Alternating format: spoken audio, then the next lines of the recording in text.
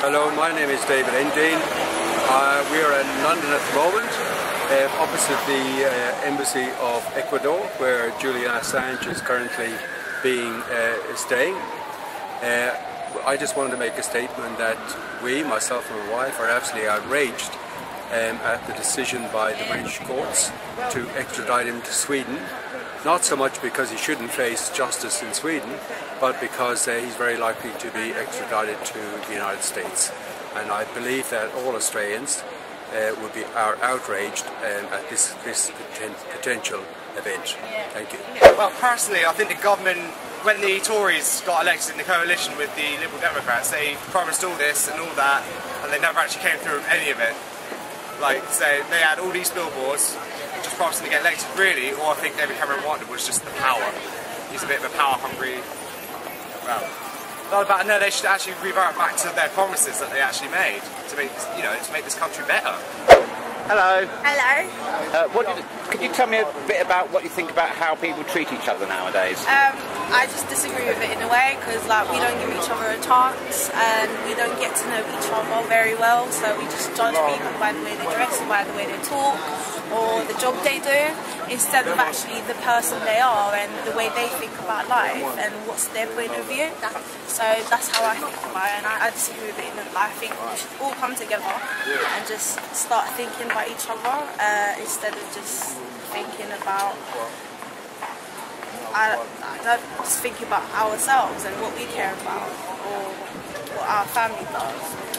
Let's think about what's going on around the world and what's happening, and then come together and just prevent it, really, instead of just sitting there watching it and feel sorry for it. There you go, that's what I think about it. Thank you very much indeed. You are welcome. Hi, I'm Roger Blake.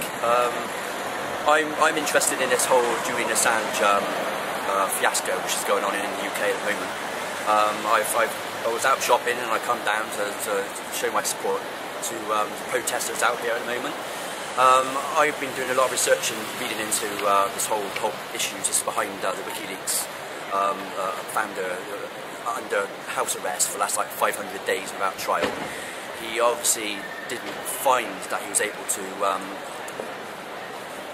safely be able to have a fair trial, because if he goes to Sweden, like they're trying to make him at the moment, for this fake or false rape charge, that I believe is a false rape charge, then he'll be extradited to the US on terrorism, possibly terrorism charges, or definitely spy charges for releasing American top secret information. And it's a totally unfair situation.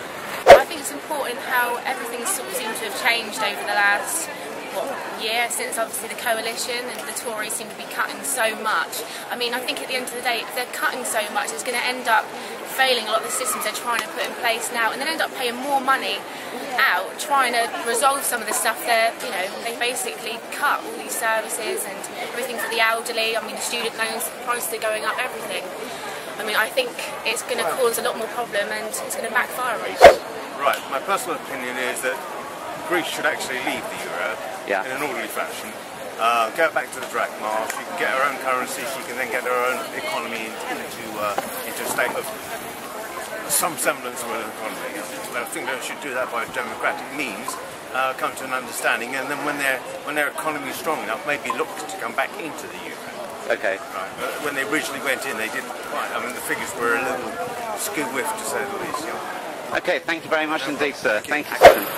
Hello, I'm outside Ecuador Embassy protesting for Julian Assange. I believe one is innocent until proven guilty, and I also believe in freedom of speech.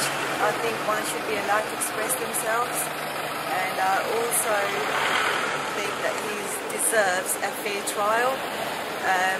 Obviously it's politically motivated, the way things are going. I can't see that he would get a fair trial, which is disappointing. I mean, we need true journalists. I feel that people don't do enough to work together as more of a unit, more as a country. I feel that everyone's out for themselves rather than to help each other. I think that we should all look out for one another. Like, if everyone's truly equal, then we should treat everyone as equal. It's sort of like nobody should be better off than any other person. What do you think about the government that's in control of the country of Great Britain at the moment? Well, I don't think they're doing much good for us, to be quite frank. You know, they're not really doing much to help the people. I mean, they seem to be trying to keep the rich rich and the poor poor. Okay. You know, so many cuts. University, making it harder for people to go to uni. You know, the cut of housing benefit, think about how many people that's going to impact. So I try and put a lot of money back into industry. Try and get, one of the hardest things, I mean, I'm very lucky to have a job, but a lot of people my age don't. I mean, I was unemployed for 8 months, you know, just because there's hardly any jobs out there for young people. So definitely do that, and maybe try and put more money back into education as well. You know, make it easier for people to go to college after a certain age, or to go to university, so that, you know, they have more opportunities. We've got this problem with Bradley Manning, who's being held in a prison in the United States for allegedly leaking material from the US military to WikiLeaks. What do you think is the situation now in terms of how we should think about Bradley Manning? Do we think he's a traitor to what we stand for, or is it a hero that's telling us the truth about stuff? From my point of view, he's a hero. He listened to his own conscience. He saw things in Iraq and in the diplomatic cables that troubled him, and rightly so.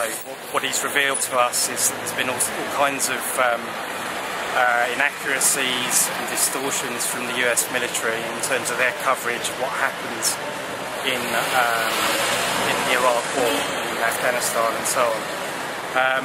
And he's really opened up to the world the true, hideous details of what has happened in Iraq, and really shown that the US military distort and conceal information which makes it harder for them to conduct wars that the general public would otherwise not support, I believe. Right, at the moment, the biggest issue that sticks out for me is the threat of cutting benefits for under 25-year-olds. I don't agree with that. I think that's lumping everyone into one category, and that's meaning that other people are going to suffer when it's caused by other people. For example, young mums thinking it's okay just to go straight from school and go on to benefits because it's available to them. It should be taking away the availability for them, not for everyone. You shouldn't have everyone punished just because other people are ruining it. Okay, thank you very much indeed. Well, I originally came from London. Yeah. And then I'm living in Oxford. And since I've been here, I've joined a Christian church. Yeah. It's really changed my life around. Okay. Been baptised. I'm now a reborn Christian. Okay. How has it changed your life? In many ways. I suppose being living in London, it's a bit like a rat race. So I was when a good boy myself, playing about and all that, messing about and getting myself in trouble. Since I've joined a Christian church, life's certainly shown changes. I feel a lot better, more happier, and it's the Christian church gives you so much hope. Gives you so much hope, even if you don't really believe in it. The people surround you. Do you think that the religion itself is more important, or the community part of the religion is more important? I think the community part of it, yeah, definitely the community part of it. Okay. Yeah, and if you're feeling down, you get amongst them and you straight back up. There's none that you don't. I used to suffer depression, but since I've been a Christian, I've hardly been suffering at all. Well, we should go along and try. I mean, I'm not the one to say like, because I used to hate churches. This is no ordinary church. Christian churches are not like sit in a pew and look up at you and all that. It's totally different. You thoroughly enjoy it. Seriously, I hated churches, but Christian churches, I love it. I can't get enough.